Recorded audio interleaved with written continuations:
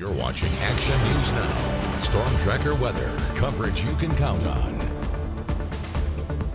We're taking a live look over the Honcut community in Butte County. So what we're not seeing is a big plume of smoke, and that is a big relief as we're tracking a vegetation fire throughout the afternoon in that area. And it's been warm and pretty windy out there. Yeah, let's check in with Chief Meteorologist Howie Gordon. As Haley said, it's warm, and Howie's been saying we should expect it to get warm. And are we really looking at the possibility of triple digits, Howie?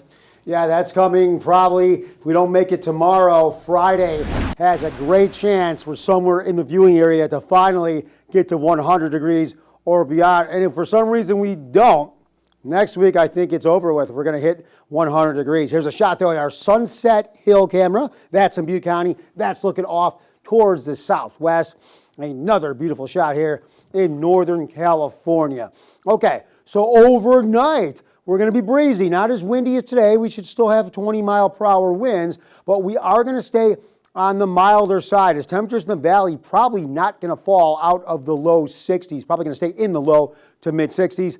Elevated fire danger, we talk about it. All the criteria are there except for the fuels need to continue to cure or dry, and then the moisture in the soil that is continuing to evaporate and dry. So it's really a countdown. Hotter later this week. That includes tomorrow and Friday. We'll start off in the coastal range in the North Mountains where temperatures closing in on 90 degrees. And for the Sierra and the Cascades, temperatures in the mid-80s. So really just that warm weather taking place everywhere here in Northern California. Even as we go down the slope, down the mountains to the ridge, and here's what we're looking at. Temperatures still warming up to 90 degrees on the ridge in the foothills. Okay, so for the North Valley and the Mid Valley, really, again, a mild night with temps in the mid-60s, but then tomorrow, above average into the mid to upper 90s as we're closing in on our first 100-degree day. If that doesn't happen tomorrow, that might happen by Friday. Again, mid to upper 90s. Why is all this taking place?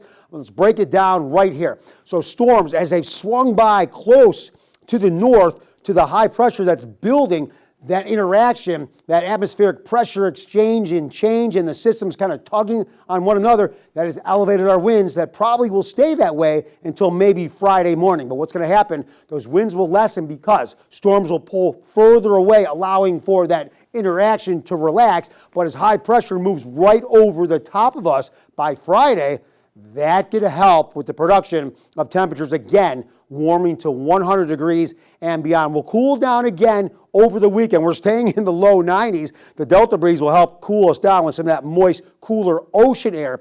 But after the weekend, we're going to start to see high pressure. Yeah, you see it, here we come. This is going to head our way again, and we're probably going over that 100-degree mark later into next week. Okay, here's what we have for our winds. I said we're going to stay gusty.